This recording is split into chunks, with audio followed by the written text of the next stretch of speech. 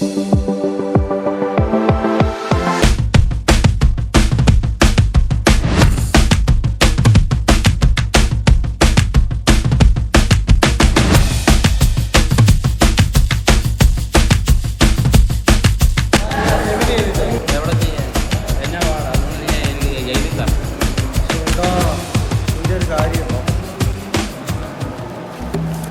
ഇത് നീ ഉപയോഗിക്കുമോ? എടാ നിർത്തണമെന്ന് തോന്നും, പക്ഷേ പലപ്പോഴും നിർത്തണമെന്ന് തോന്നുന്നു, പക്ഷെ നിർത്താൻ പറ്റുന്നില്ല. അതുകൊണ്ട് ഇടയ്ക്ക് എടാ നീ നുഹയുടെ എപ്പിസോഡ് കാണാറില്ലേ? അതിൻ്റെ അകത്ത് പറയുന്നുണ്ടല്ലോ, നമ്മുടെ ബലഹീനതകൾ നമ്മൾ ഈശോയ്ക്ക് സമർപ്പിക്കുക, അപ്പോൾ നമ്മുടെ ആ ബുദ്ധിമുട്ടുകളെല്ലാം ദൈവം എടുത്ത് മാറ്റി തരുന്നു. നീ പറയുന്ന കാര്യങ്ങളൊന്നും എനിക്ക് മനസ്സിലാകുന്നില്ല, എൻ്റെ തലയിലൊന്നും കയറുന്നു.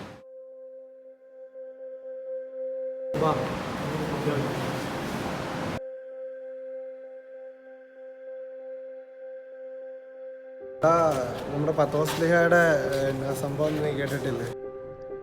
ഒരിക്കലും ഈശോയെ തള്ളിപ്പറയില്ല എന്ന് പറഞ്ഞ് ഈശോയുടെ കൂടെ കട്ടയ്ക്ക് നിന്ന ആളാണ് പത്രോസ്ലിഹ.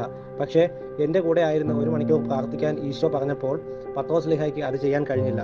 കുറച്ച് കഴിഞ്ഞപ്പോൾ ഈശോയെ തള്ളിപ്പറയുകയും ചെയ്തു. പ്രാർത്ഥിച്ചാൽ മാത്രമേ നമുക്ക് നമ്മുടെ ബലഹീനതയെ അതിജീവിക്കാൻ പറ്റുകയുള്ളൂ. നിന്റെ ഈ ബലഹീനതയെ സമർപ്പിച്ച് എന്തായാലും എല്ലാ ദിവസവും 1 മണിക്കൂർ പ്രാർത്ഥിച്ച് നോക്കിക്കേ, ഉറപ്പായും ഫലമുണ്ടാകും.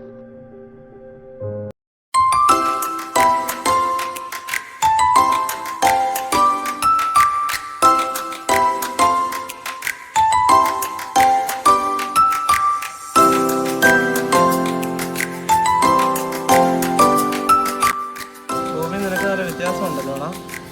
നീ അന്ന് പറഞ്ഞില്ലേ 1 മണിക്കൂറെങ്കിലും കർത്താവിന് മുമ്പിൽ ഇരിക്കണമെന്ന് പറഞ്ഞു. ഞാനിന്ന് ചാപ്പിൽ പോയി.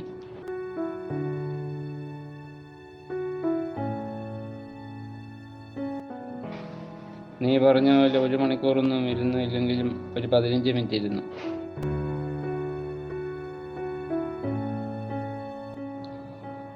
എനിക്കെന്തോ ശക്തി ലഭിക്കുന്ന പോലെ തോന്നി.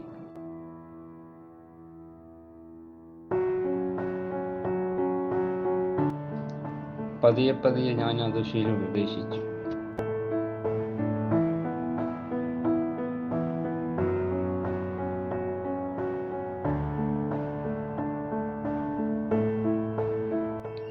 ഇപ്പോൾ ചാപ്പിൽ പോയി ഈശോയോടുകൂടി ഇരിക്കുന്നതാണ് എൻ്റെ ജീവിതത്തിലെ ഏറ്റവും വലിയ സന്തോഷം.